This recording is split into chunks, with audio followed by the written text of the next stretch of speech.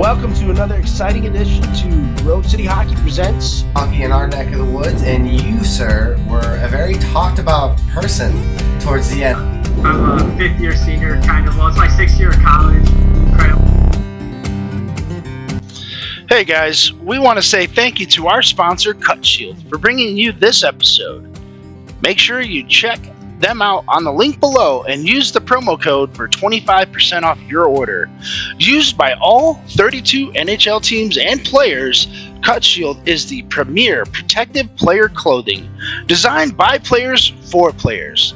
Their innovative cut-resistant clothing has prevented serious injury to numerous players, including over 30 NHL players. Cut Shield gives you the peace of mind to go out and play without worrying about injury.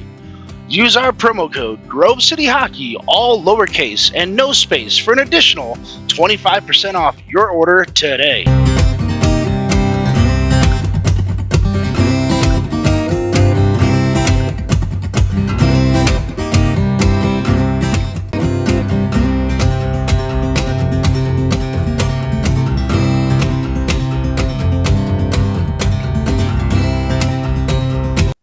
Welcome to GCH Podcast. I'm your host, Ben W. Stock, and with me is a very special guest all the way from Molina, Spain. I've got Kevin Mooney. How you doing, brother?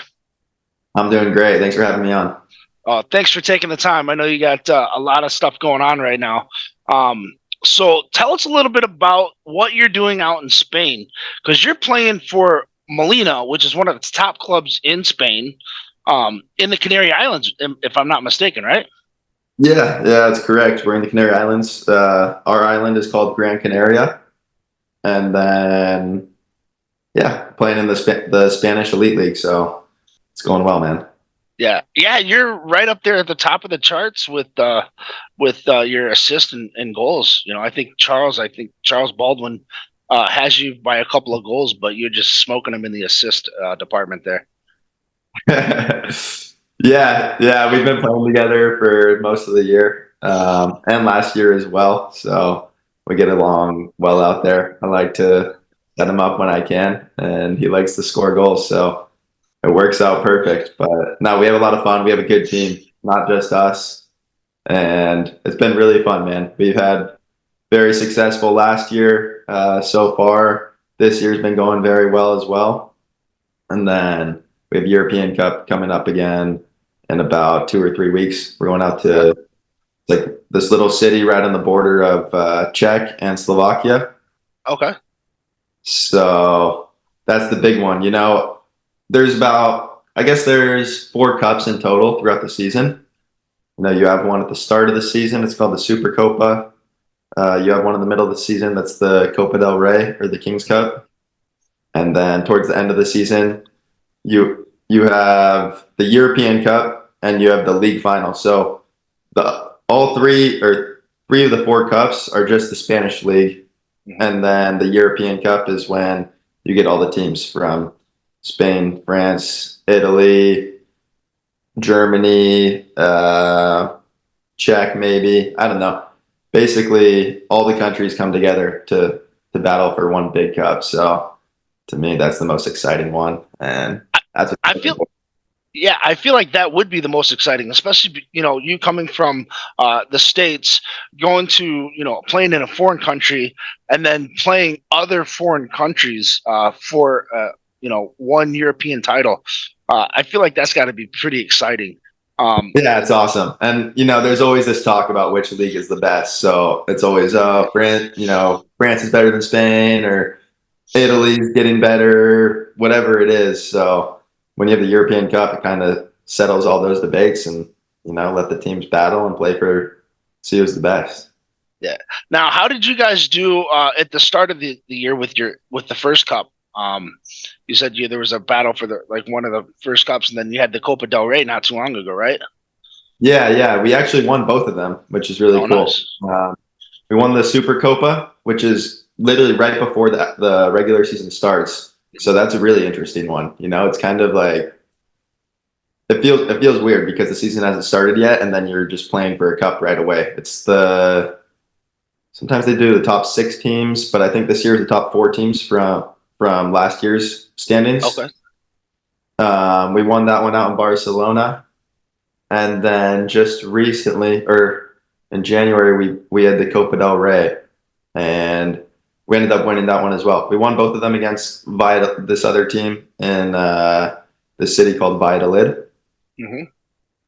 And yeah, they're a really good team as well. We usually see them, we see them pretty often in the finals, or maybe if there's an upset, then who knows? But usually we can count on seeing them in the finals, and it's always a battle. But we've won both of them so far this year, so we'll see how the rest of the season goes. Cool. And then with the European Cup coming up, have you guys been getting some scouting reports? Which teams are you looking forward to playing against? Which teams kind of give you a little bit of concern? Not that you would have concerns, but like, hey, we had to watch this or that from these guys. That's a good question. We played it last year. Actually won that one also, which was awesome. That was the first time I've ever played in the European Cup, and we won it. And it happened to be our team hosted it. So they always choose. Of course, they have to choose to host it somewhere. And so last year we were lucky enough to have it here in Gran Canaria. So we had all of our home fans and everything. But we played Villeneuve, team from France, which was really good. We ended up playing them. We played them in round robin once, and we played them in the final. I would say they were probably our hardest competition. And then there's another team. There was a team from Italy last year, Milan. Mm-hmm. They had a really good team as well. I think they may have lost a couple guys this year, so maybe not as worried about them looking into this year's European Cup. Those two teams are really good, though, and we saw them last year, so we kind of know what to expect with them. There's another team in France. It's called Retel. I don't know if you've heard about them, but yeah. Didn't they just win the Copa de France? Exactly. French Cup. Yeah. They're probably one of the most popular teams out here in all of Europe, and they've won everything basically. Right. Coupe de France, European Cup. So we're really looking forward to playing them, and they didn't make it out to European Cup last year for whatever reason. So hopefully they make it this year, and that's the one team that I want to play personally, because I feel like everyone else we kind of know how we match up against, or we've played them at some point in the past, right. And that's the only one that I'm like, come on, It's well, and you've been out there for a hot minute though too, right? Because this is I've been out here. It's not your second team, right? It's your third team that you've been out there with. I This is my second team. I played a year and a half in Madrid in this team called Tres Cantos. Okay. I've been here on the island. This is my third season here. Mm-hmm. But I've only played in the European Cup one time. Last year was my first time. When I was in Tres Cantos, I think you have to qualify for it, right? Not just any team can go. So actually how it works, if you win the Copa del Rey or the Coupe de France, in France it's the Coupe de France, in Spain it's the Copa del Rey. If you win that, I think you get an automatic bid. Okay. European, or if you win the league, the whole league in your country, then you get a bid. Okay. Oh, nice. When I was in Tres Cantos, we hadn't done either, so I don't even know if we got invited. They may have invited us as like an alternate team because some team sailed out, but we didn't go. And then my first year here on the island, they didn't have it. That was like post-COVID. Okay. So last year was the first year that I've got to play against all these teams from the other countries. What system which country do you like playing against more? The Italian teams, the French teams, the Czechoslovakian teams, or the Czech Republic and the Slovakians? I know they're two different. Or the German teams. Because each style is completely different from one another. Yeah, they are a bit different. The Czech guys, are mainly ice hockey guys, bigger fellas, harder shots, maybe not as good skating. French guys are really good. They have everything, they're fast, they're roller hockey guys, and seems like they have it all figured out. And then The Italian guys are really good as well, actually. That team Milan that we played last year, I'm trying to think who they had on their team. But yeah, I think two of their best players were a Czech kid and where's the other one from? I'm not even sure to be honest, but I think two Czech kids were their two best players. So Yeah. it kind of it depends, man. It's all different styles, but every team has imports coming in from all over the world. So it That's kind of true. all blends together, and it just depends who's on what team. Right. Yeah, and I always like watching the different styles because you get the speed, you get the um the possession play from different countries and different aspects of it, and it just makes the game so much more unique because here in the States it's physical, it's fast, but then you go somewhere else and then it's just as fast but it's not as physical. Like Yeah. I'm sure when you went to Namibia, that was probably an eye opener for you. Yeah. In Namibia, not even so much as like the league out here in Spain and France, it's how they ref it. It comes down Yeah. to who the refs are and how they call the game. And they call a hell of a lot more penalties out here. So you get away with a lot less. But yeah, ultimately it comes down to the refs and for sure different styles. It's really fun to switch back and forth and like compare the different styles. Um, Not only the refs, but like you said, the style of play out here in Spain, Mhm. it's more exciting because it's just back and forth. People are just taking the puck. There's probably way more shots in the game. The puck is changing possession, every 30 seconds or every minute.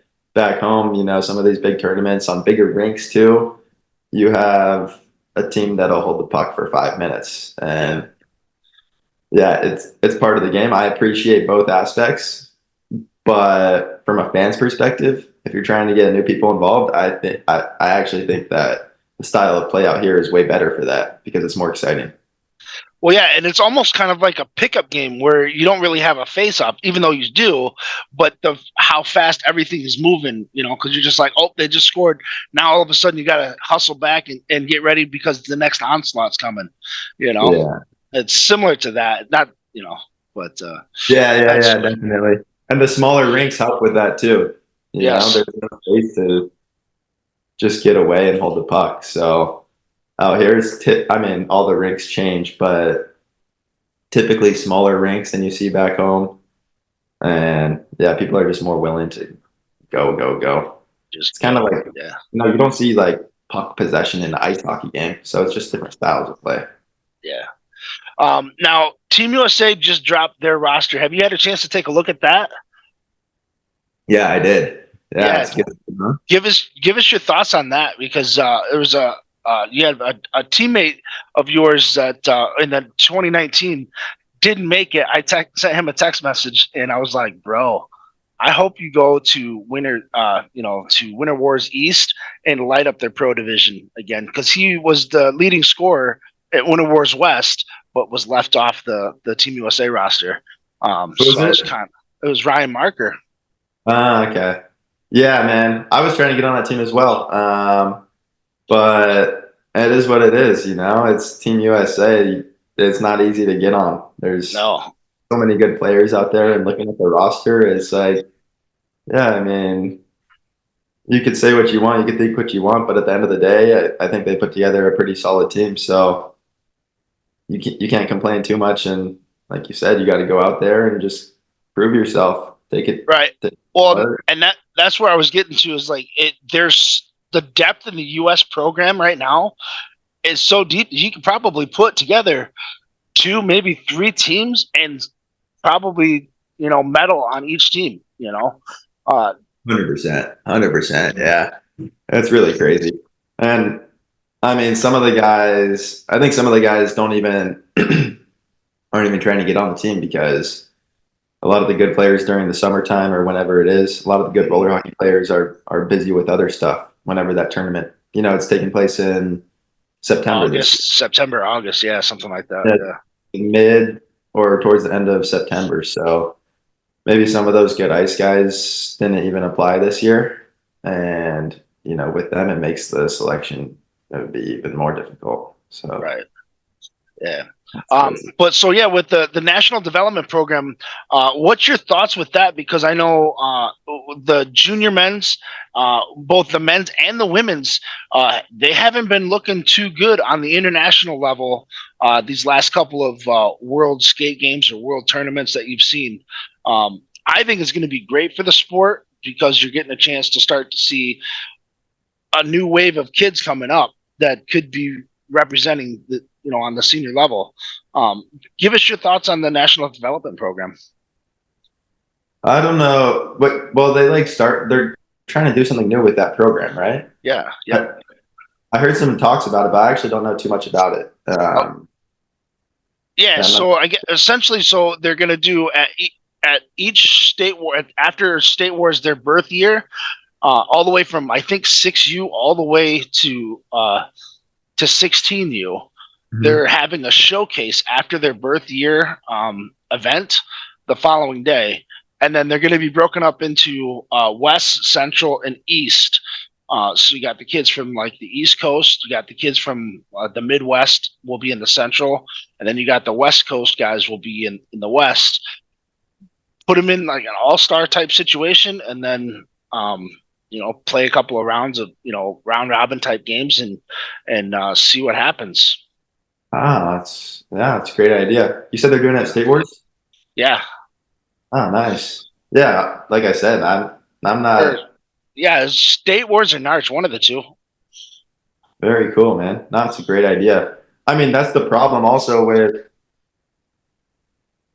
I think with the senior men's team, it's like, yeah, historically there hasn't really been much of a youth development program.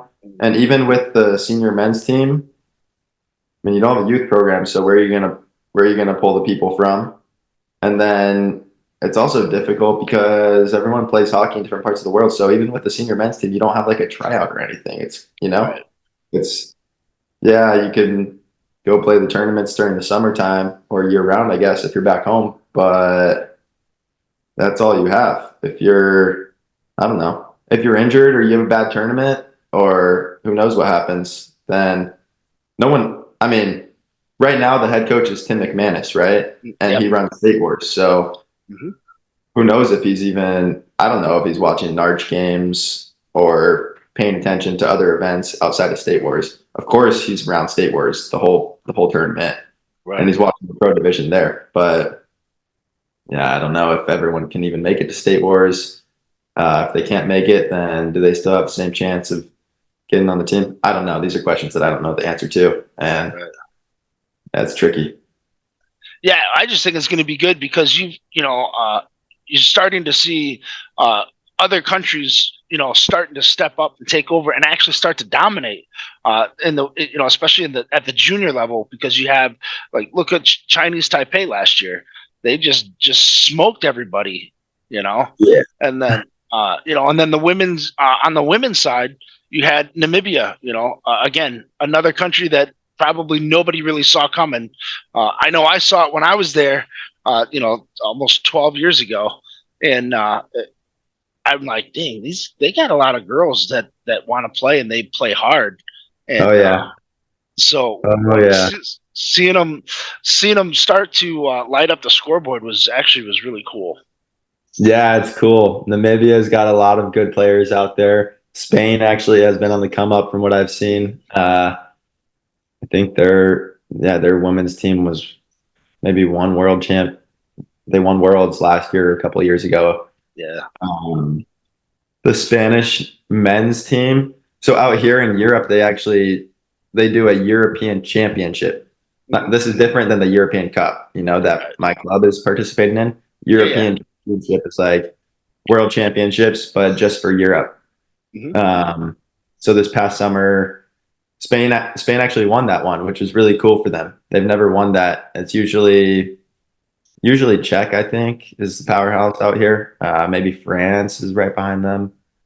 I don't know, but Spain won that for their first time last year. So a couple of the guys from Molina Sport, my club out here, were on that team, and that was huge for them, That's awesome. Yeah, and so with that, you've got that European Championships coming up. When does that? How long does that tournament go for? The European Cup. Cup. Yeah. Yeah, the cup that we're playing in. What is that? It's like maybe 5-day event. It's Okay. just 1 week. They try to do it pretty as Pretty quickly quickly. as they can. Yeah, it costs money, for all the teams to travel out there and everything. Um, but yeah, it'll be 1 week. It's in a new place this year. I've never been. I don't know what the rink or anything is like, so it's going to be a whole new environment, and it'll be Now, really tell cool. us a little bit about that. That you're going to a place that you've never been to before. What expectations do you have, or do you kind of go, I don't know what to expect, so I'm just gonna just go by the seat of my pants here.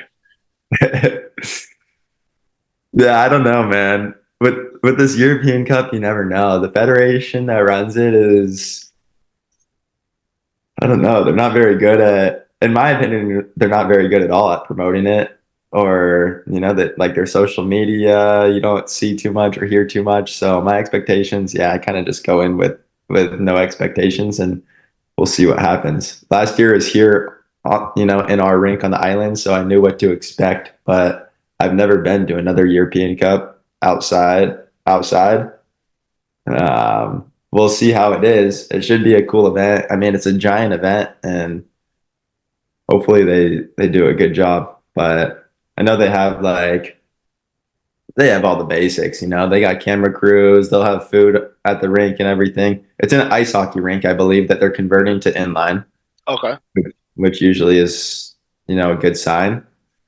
But we'll see. Yeah, because you don't know the type of floor that they're going to be putting in. You don't know how well the boards are going to react to any kind of physical contact, and you don't know how hot the building is going to be. You You can don't always know. say, yeah, it'll be. They can always say, yeah, we converted an ice hockey rink into roller, but you don't know if the AC system's been working for the last 10 years or not. Yeah. So, We'll see. well, now tell us a little bit about all of these other international cups that you've just been able to partake in, because you're also with the Pama Pro team, right? Yeah, that's correct. So, So I play with them. I mean, since I've been out in Spain, obviously, I usually miss the winter tournaments. mhm. Um, what is it? Winter Wars and Winter Nationals for Narch. But during the summertime, yeah, I get home. I mean, I make it a point to make sure I'm home in time for Narch, State Wars, and Tours are the three big ones that we've been kind of chasing. Last year, the Pama team actually went out to, where was it? Switzerland. Mhm. We played in that new tournament. It's called Double IHS. Yep. That one was really cool. Actually, and then the year before last year, we did a tournament in kind of a city outside of Barcelona, or right over near Barcelona, Sparta Cup. Okay. Yeah. We didn't win that one. That was unfortunate, but that was really cool opportunity to be able to travel with the Palma guys. All guys from the States, Yeah. and see everyone out here in Europe. Barcelona's all time, and then Switzerland last year. That was just another unreal tournament. It was the first year, I believe, that they've held that tournament, Mhm. and they did a really good job, man. I had a blast. I know all the boys had a blast. It was just an epic event all around. The hockey was pretty good. The the life outside of the rink was awesome. There was so much to do out there. We all had bikes, and after our games, we would just bike around through the city, and there's a giant lake right there. Everyone was out swimming in the lake and stuff. Um, it was awesome. But yeah, those ones are kind of like special treats for us, I guess, in a way, because never really know if we're gonna get the go ahead to go to those, to tournaments out here in Europe. Yeah. But the three big ones, of course, that we know we're going to every year, I think, are Narch, Tours, and State Wars. Yeah, I was talking to Etan, because Ethan and I played together for one tournament years ago, back in like 2009, and I had him on the pod a few months ago, and I was asking him all sorts of questions. I think he was getting ready to fly back uh, to Michigan to do the State Wars in the over 30 35 division or something like that, and he was like, "Man, we got all these guys coming, and we just got back from Switzerland." And so yeah, he was ranting and raving about how awesome that tournament was. Yeah, I know he loved it also. It was so good, man. I really hope we can do it again. This year they're actually holding that tournament in Czech. Okay. So it'll be a new location, but hopefully it lives up to last year if we end up going. I know we've been talking about it and we're trying to go, but I guess in the end it comes down to bosses up top if they, give us the green light to go. But I mean, honestly, I don't know if you could beat the location that it was in last year. Like I said, it was all time. Picturesque and just amazing. I think that would be one of the highlights of my career, being able to go do something like that. Each and every year, just be able to go to a different country and play high level puck, man. That would be great. Yeah, it's awesome, man. Really enjoying it. Yeah. So now let's talk a little bit about Namibia, because we both have a similar connection. You flew in to on one of the longest international flights in the world, just like I did. That was my first, essentially my first commercial flight. Was that flight to Namibia? I had never been really on a plane outside of a 4-seater Cessna that my cousin's husband, who'd been an Air Force mechanic, a B-52 mechanic for over 20 years. He's like, "Come on, let's go with one of my pilot friends," and he ends up getting sick. I didn't get sick, and then the next time I'm on a plane, I'm flying to Johannesburg to Windhoek, and we kind of have a similar story where we both had to stay overnight in Johannesburg. One of the most dangerous cities in the world. That was not me. That was actually my buddy from out here. That was Chuck. Oh man. I made it safely both times I've been out there, but that trip is no joke, man. No. I think, what was it? I think to get out there this last time, it was 24 hours on plane, in the air, 24 hours in total. I think my whole trip was 30 something hours. So that trip is crazy. I remember waking up when we were in Windhoek, and I stood up for the first time in 13 or 14 hours, and I'm like, holy crap, my back was killing me. That is crazy. Both times I've been out there, I get my flight itinerary, and it's just insane. You fly, I don't know, to Ethiopia or some random place, and then sit there for a few hours. Then maybe have, I don't know, Ethiopia to Johannesburg or to Angola, and then usually from there to Windhoek. But yeah, and it's crazy because so I flew Detroit to Atlanta to straight to Joburg, and then Joburg to Windhoek. And I didn't have really any turbulence until I got on from the Joburg flight to Windhoek. And that was interesting because here you are just bouncing in the air. That's never too fun. Yeah. But yeah, so tell us about the weather down there when you were there. You didn't have any rain or anything like that, did you, to deal with? Because I brought snow with me when I went there. That was the first time it was the first time they had snow in 30 some years. No way. Yeah. Oh, I haven't heard about any snow out there. The weather when I was there, it was pretty nice from what I remember. It wasn't hot because, what is it? It's like September, or when's the tournament? August, I think. Yeah. Which is, I think it's like their winter basically, right? The seasons are kind of off. Yep. Yeah. Just flop it, Yeah, So exactly. our summer is their winter, and their winter is our summer. Right. Yeah. No, the weather was nice though. It wasn't hot, which yeah, that's another thing I didn't know what to expect. I'm like, oh, Africa. No one realizes like how big Africa is and all that stuff. But yeah, I remember I got there. It was a bit chilly. Sun came out for the most part, most days I think. So it was nice. And then that tournament is down in Swakopmund. Yeah. Is that what it's called? Yeah, Yep. Swakop, right? Swakopmund. Yep. So that's a really nice area down by the beach. Also, Yep. I went I went and jumped in the ocean a few times. It's freaking freezing, really Oh really yeah. cold. But yeah, if the sun's out, then you gotta get out there, get a little Yeah. It taste. it was crazy because now I had a chance to go into the ocean. I chose not to, because I'm like, I am terrified of sharks. I have an irrational fear that I'll even be in a swimming pool and there will be a shark. But because I watch shark shows all the time, like I'm a huge fan of the great whites, hammerheads, bull sharks, all of that. And ever since I was a kid, like my son's 4 years old. I mean, I was his age, just fascinated with sharks, and Uh, I know it's irrational that because I'll be more likely to get stung by a bee and lightning and win the lottery than get attacked by a shark. But I'm like, yeah, I'm just too chicken shit, and at times. yeah, But no, it's nice, and there's nothing like jumping in the water after a roller hockey game or something out yeah, there.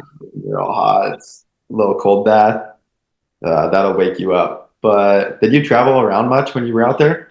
yeah. So like the first weekend I was there was basically catch up on your sleep, and then after that, I the kids would be like, hey, you're gonna come out to the farm for the weekend, and I'll be like, all right, what are we gonna do? And they're like, well, we're gonna put food in our freezer, and I'm like, all right. So we did a lot of hunting when I was there, Yeah, of and course.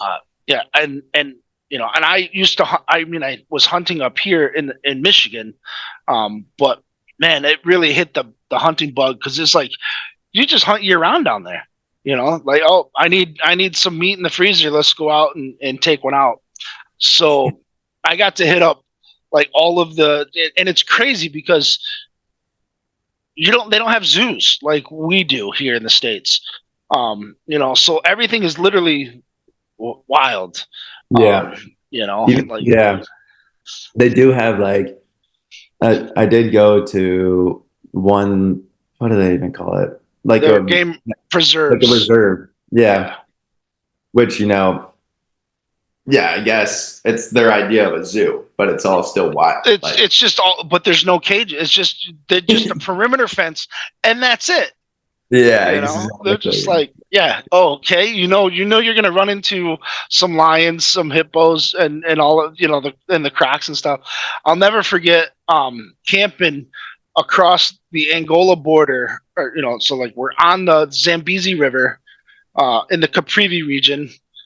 Angola's on the other side. They were going through a civil war at the time that I was there, because you could hear the fighting going on the other side of the river, and then you had like the refugees, like coming across on canoes and stuff, and we're just camping, like it was no big deal. That's insane. Yeah, You been and then, have you been to Angola? Or just no, heard I've there? not. I mean, I had a chance to, because I was, so like right before I had the whole ex-girlfriend cancer situation. um they were like, you're gonna have to leave the country for a couple of days and then come back, so just go up to Angola. It's like a 4 or 5 hour drive. Stay there for a couple of days at a hotel and then come back in, on a new visa. And I Uh, was like, okay, yeah, like I'll do that. That's not a big deal. But then I ended up having to fly back home to help her through whatever she was going through. And so I missed it. But I mean, I got to see. So like I'm on my profile page, my cover photo, that is the Caprivi region of where I was at in Africa. As far as for that camping trip. But oh, yeah, cool. we're tent camping along the river, and you have croc tracks, you have hippo tracks, and unbeknownst to me, because I'm hearing impaired, so I just take my hearing aids out. I don't hear shit. And, here they are just chilling, circling the tent. And I'm just like, what did I get myself into? But yeah, I can't jump in the ocean to save my life, But Nah, I'll go hang out. I'll go hang out in one of the most dangerous cities or the most dangerous environments in the world. yeah, right. I might end up doing a hockey camp out in Angola. Nice. It's coming up in this summer, maybe before Africa Cup this year. So yeah, we'll see. But I don't know too much about it. That's what I was asking you. Angola could be cool. I don't know.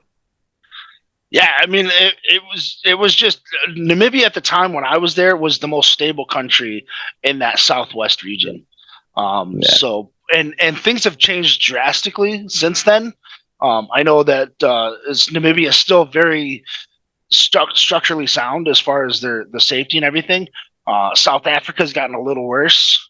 Botswana's gotten a little worse. Zimbabwe also was kind of crazy.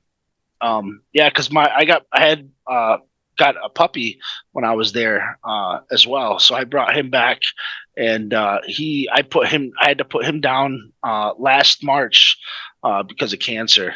And I'm sorry, man. Yeah, no, it was brutal. It's still like his memory came up not too long ago, and I just tears, just nothing but tears, because he was my first one. He was actually my second dog. But because I received a pup when I was there, and then that one was killed by complete accident. And so the host people that I was staying with, they're like, hey, we feel really bad about what happened, and we want to get you another dog. And I was like, no, I really don't want to take a dog back. So not only did I fly over there with no intention of getting a dog, I ended up flying back home with the dog, and then I didn't sleep a wink all the way home. So, could imagine that imagine that flight with zero sleep. It was brutal. Yeah, I might die. That sounds miserable. I actually went to South Africa as well this past year when I was out there. I was like, you know what? It's my second time in Namibia. I have, I don't know, a week after the tournament. And my first year, we went to someone's farm. One of the families brought us out to their farm, and we did that for a few days, which is just all time to get that whole experience. But yeah, last year I was like, maybe we can go somewhere else while we're down here. I had no idea how beautiful South Africa is. That place, that country is, oh my gosh. I was blown away, man. I remember we flew in, it's a short flight from Namibia. And then, yeah, again, no idea what to expect, but we're driving in, we get a taxi from the airport, and the hills are all green. The ocean is like right there. The water's crystal clear. The sand is all white. And I was just blown away. That place, wow. I would love to go back there. That's actually one of my favorite places that I've been. Yeah. Did you go to Cape Town? Yeah, exactly. Yeah, Cape Town, amazing. And that was one of the ones that I wanted to go to too, just because I'm a huge, like I said, a huge white shark fan. And I'll jump in a boat and see them. But yeah, we were trying, or they do. Yeah, they do a lot of that out there. Shark sightings or the cage diving. We were trying to hook up with something like that, but we didn't end up. Yeah. Well, and I had asked, I had asked a few of the guys in Namibia. I'm like, hey, so where's your how big's your white shark population? What are the odds of that, happening? And they're like, there's zero white sharks in Namibian waters. And I'm like, that can't be true, because you have the world's largest golden seal colony just up the shore, up the Skeleton Coast, and South Africa is just to the south. There's no way that there's no white sharks in your waters, but they've had zero attacks apparently. Really? Yeah. So I didn't know that. Yeah, that's crazy. I thought it was great. I'm like, there's no way. You got to be messing with me. But yeah. It was a lot of fun. I will say that. And the rain, like when it rained, it poured, and then you'd have like 7-8 inches of water, and then you go into the store, come back out 5 minutes later, and everything was completely dry. Really? Yeah. Just so hot? No, the water, it just sucked it right in. Soaks it up.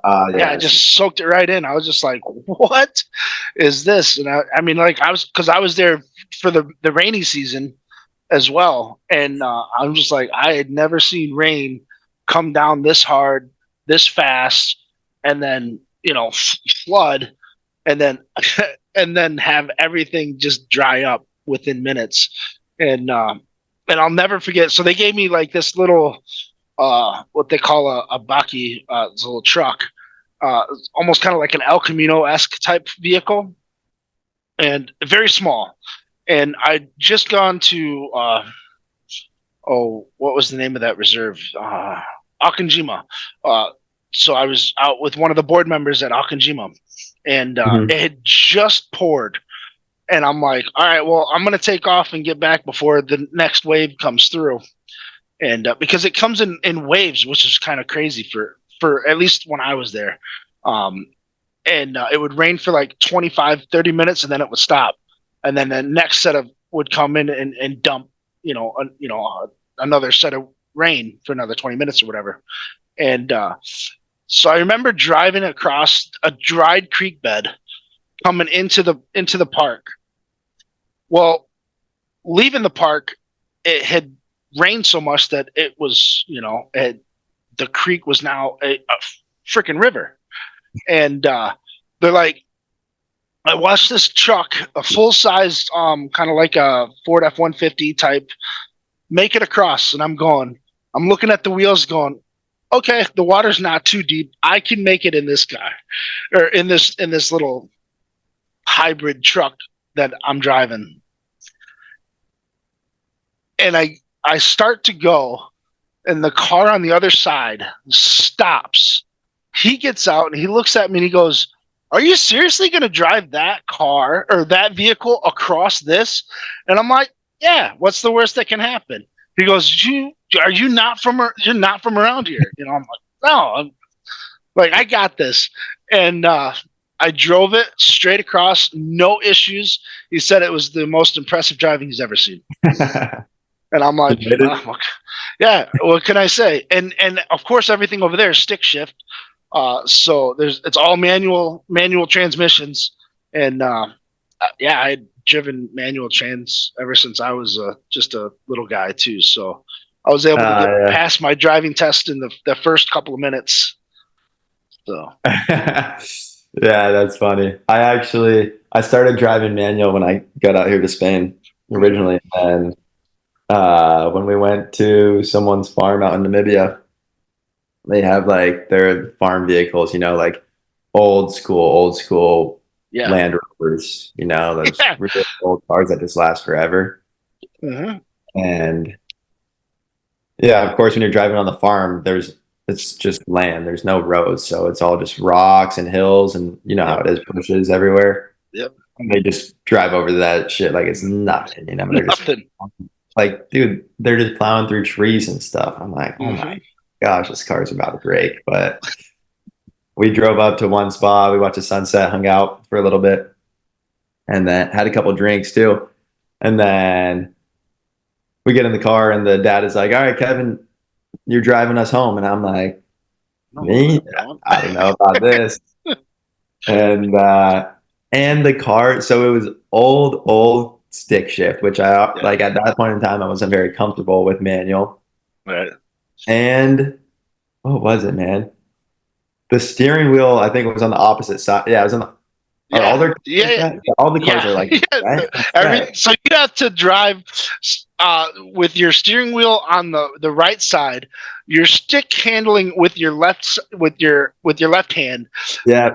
But thank God the gas and the clutch is still in the same position. Exactly. I got in the car and I'm like, oh, I don't even know which one's the gas and which one's the clutch.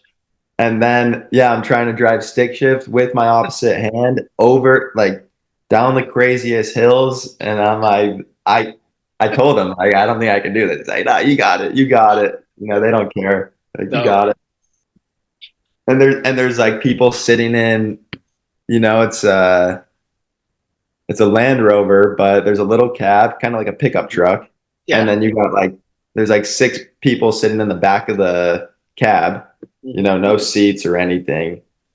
And I'm just like, I do not feel comfortable driving all these people right now. Yeah, you got it. No worries. Yeah. Now, did you get a chance to do any hunting while you were there or no? Yeah. I've been with them a couple times, but last year I actually shot my first animal. I did my own, they gave me the full experience and let me shoot something. And what was it? Was it a Gemsbach or Oryx, I should say? Yeah, like an Oryx. Yeah. There's a few. I believe it was Oryx. It was really good actually. We ended up eating that meat and it was really good. Yeah, the gray and black, right? The antelope. Yeah. Those guys, if you spook them, they only run 30 yards and turn around and look at you. So like when you pull up on them, they just run around for 30 seconds and then they turn around and look at you like are you prey or are you a predator or are you a good guy? And it's the weirdest thing.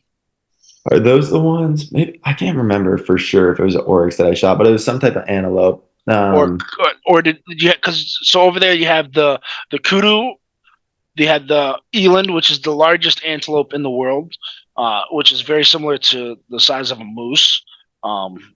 Your kudu is the size of an elk. It wasn't super big. No, but what I do remember, I think when I shot it, that we pulled up to it, and then right away they grabbed it. It's like all bloody and just died, and I'm like, I don't want to get into the thing. And they grabbed it and they like lifted up the tail or whatever. I don't know. Basically put their nose in the ass. And they're like, yeah, smell this. And I'm like, what the hell are you guys talking about? I'm not smelling that thing. But right after you kill it, it releases this scent out of like its little, I don't know if they have an actual tail, but like, where the tail would be. It releases this scent. It smells like cotton candy. Oh. Or like, So. Yeah. I didn't get to experience that. They did chop off the balls and make a cup into it for me, so that when we do the dice games, I have a couple of cups for the animal ball sacks around the house. Oh, they made a cup out of it for you. Yeah. For me, they told. That was the other craziest part, dude. The first animal that I saw get killed, little kid walks up to it, and 6-year-old. Takes out his knife, he's got his knife in his waistband, and he pulls out his knife, stabs the thing in its neck to make sure it's dead, and then grabs the ball sack and cuts off the testicles, and then he was telling the guy that he has to eat them. I guess they eat them. It's a delicacy, and I'm like, I looked at him, I go, I'm not eating that. Like, no. I'll pass. I was like, that's a hard pass for me too.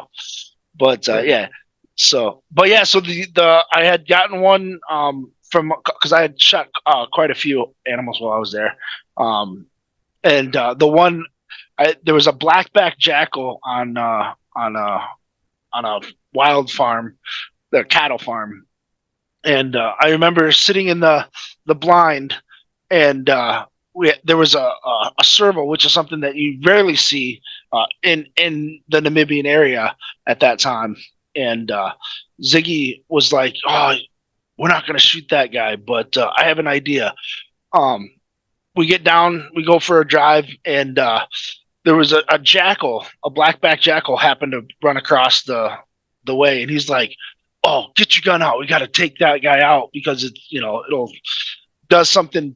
That we don't want it to do with the calves or something, because it was calving season. And you see this jackal starts to just trot away, and I line up and I take my shot as it's jumping into like disappear. And he's like, "Oh man, you missed it." And I went, "No, I didn't. Go take a look." And so he walks back to go see it, and I had caught him right in the back of the head and just blew, like, his skull just went flying out. And he goes, "I had never seen anybody shoot anything like, because he thought I was late on the shot." And I'm like, "No, I was right where I needed to be." And But yeah, and then I have another one where I was standing in the back of a pickup truck uh, of their back beam. As it's moving, there's a giant kudu, probably about 30, 40 yards in front of us that sees us, starts to take off. As the truck's moving, I drop it right in its place. And and it was crazy because they're like, "Oh, we're gonna take you out and do some target practicing," and it was the first time I had ever shot with the scoped barrel of any kind. So in my area where I hunt, it's shotgun only, and I don't, when you're shooting with a shotgun, you don't need to be, you don't need to have that long range scope stuff. And next thing you know, like I couldn't even hit the can at 15 yards, from where I was at, and here I am. I dropped and they were so ecstatic for me. It was pretty cool. Yeah, that's pretty similar to what happened to me actually. That was crazy, man. I remember they really wanted me to kill an animal because they've all done it. They were like, we'll go hunting, but you're shooting enough, and so. I remember we pulled up and they're like, "All right, you ready?" And I'm like, "No, I don't even know. I don't know how to work this gun." Like, right. And we didn't do any target practice, nothing. And they're just pulled up to a pack of animals. Here. Like, what the heck? And we were not close either. So I was like, "No, Brent, you go first. Let me see how it works." And he shot one, and then. Of course, that was like the easiest pack that we see the whole day. 50 meters out, there's like 3 or 4 of them over there, all just eating, chilling. And then they're like, "All right, your turn." And I'm like, "Okay, I'm ready now." They kind of gave me the rundown and everything, but still no target practice, nothing. And then the next animals we see, these oryx or whatever they were, they're like 250 meters out. And I'm like looking through the scope. Yeah, like every single breath you take, the whole animal's out of the scope, and I'm like, "There's no way I can shoot this thing." So yeah, it took me a few tries, but I remember, and then I was like, "All right, like I'm ready," and try to shoot the first one, miss it. All the animals run away, and they're like, "Where'd you shoot?" And I'm like, "What do you mean?" I had the animal right on the crosshairs. Just like you told me to. You told me to shoot, like aim for the heart or the lungs, and or the head. Yeah, that's the first thing they told me. They're like, "Yeah, if you can hit it in the neck or the head." Right. And I'm like, "Are you crazy? Like, there's no. I don't even know how to shoot a 10-foot hole in the wall, and you want me to shoot this thing in the neck?" And they're like, "Okay, maybe just." Try to hit it in the body, like where the heart or lungs would be.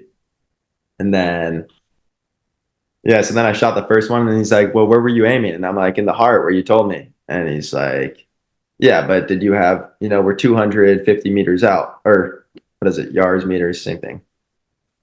He's like, "You have to aim a little above the animal, right?" And I'm like, "Well, you didn't tell me that. I had the crosshairs." You got to tell me these things. Because you don't know that with air drag is a thing where if the further you're out, your bullet doesn't stay for the whole time. It will drop at, like 2 or 3 inches every 100 yards or so. Exactly. Yeah, it's a big drop if you're that far out. So right. I was like, "You got to tell me exactly where to shoot. Tell me how many inches above, then maybe I can try to hit it." And if you're closer too, if you're like within 50 yards, then the bullet actually goes up a little bit, right? Yep. Yeah. So it'll stay flat, but yeah, you have to aim a little low because it will it's weird how it's like there's a flex in the gun just a little bit. Yeah. Man, that's crazy. It was crazy. It was a really awesome experience, but I was so nervous, man. Everyone wanted me to get my first kill, and I missed that first one, which I didn't feel bad about because I didn't even know what I was doing. But then we had to find animals again. Takes another however long. Finally find them, and then get everything set up. We like drive around the mountain to get the perfect angle down on them. I get everything set up, and then I'm like getting my head through the scope, getting everything lined up. I put my finger on the trigger, and it just fires right away, and the animals run again. And Oh, I'm like, no way. That trigger was so sensitive. Like you yeah. cannot touch it, or it's Right. gonna fire. And then we had to do it all over again. Then maybe I missed. I don't remember. Maybe I missed one more, and they're like, I don't know. They were like, no, don't worry, don't worry. And I'm like, "Fuck, we've been out here 2 hours now. I'm over this. But in the end, I ended up getting one, and they were all so stoked. Yeah. Yeah, and it's a huge celebration. I know that when I got the kudu, it was the first time that they had a wild kudu, because this was again just a working cattle farm. They didn't bring in hunters or anything like that. This was just like, hey, we just need to throw some meat in the freezer. Let's will you help us out? And I was like, yeah, sure, no problem, man. And because they knew that I had hunted in the States, and they're like, come on. I mean, like, white-tailed deer is the hardest game you can ever hunt on any of the continents outside of a leopard. And I'd love to tell you the leopard hunt that I went on when I was there, but I think we're almost all out of time. So Maybe yeah, next time. yeah, for sure.